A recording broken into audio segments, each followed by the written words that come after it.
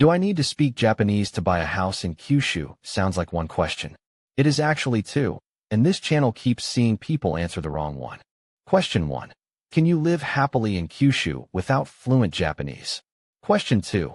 Can you complete the actual purchase, the contracts, the registration, the paperwork, without it? The honest answer splits cleanly down the middle, and confusing the two is exactly how someone ends up either turning down a life they would have loved or signing a legal document they never actually understood. Start with daily life, because here the honest answer is more encouraging than most people expect, provided you choose carefully. Fukuoka carries one of Kyushu's largest existing foreign communities alongside a real, growing base of English-capable services.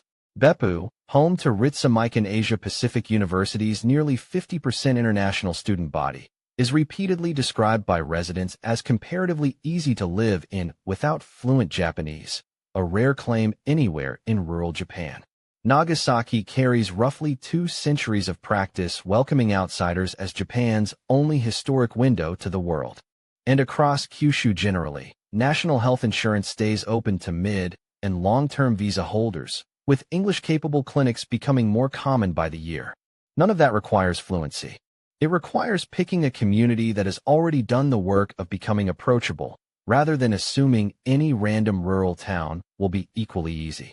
A remote, deeply rural Akiya 3 hours from the nearest city is a completely different daily life bet than a house inside or near one of these established communities, even though both might carry the exact same purchase price and the exact same "no fluent Japanese required" claim in a headline.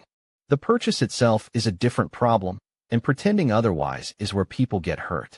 The overwhelming majority of Akiya bank listings, government forms, seller communication, and legal contracts exist only in Japanese, and the nuance in a real estate contract is exactly the kind of detail machine translation still gets wrong at the worst possible moment.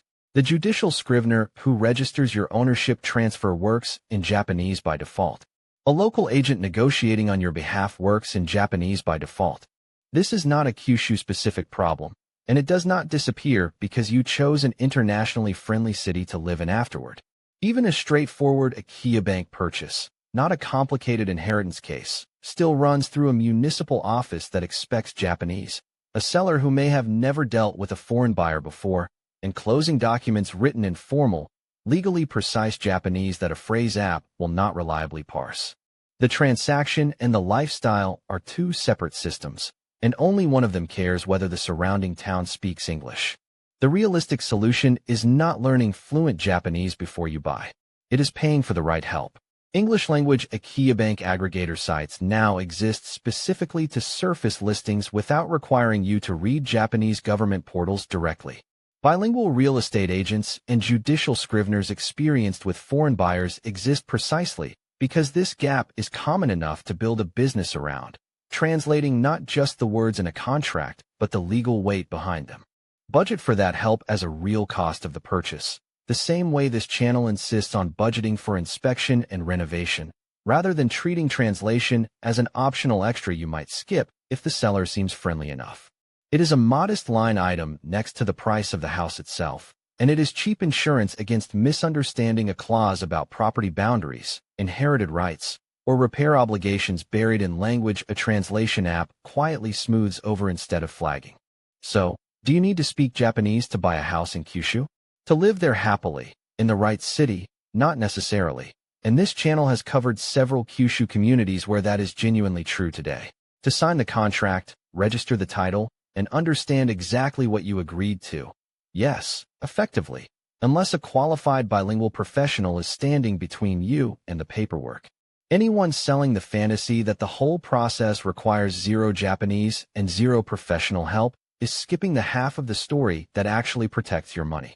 Get the living part right by choosing wisely. Get the buying part right by paying for real translation, not hoping a smile and a phrase book will carry you through a legal registration. If this made Japan's empty house market a little clearer, subscribe to Akiya Handbook, the channel that explains how Japan's cheap houses actually work, honestly, and without selling you anything.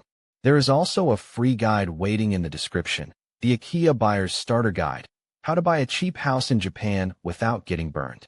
11 chapters on the truth about so-called free houses, the hidden costs, and who should not buy. No hype, and completely free. The link is below. Thanks for watching.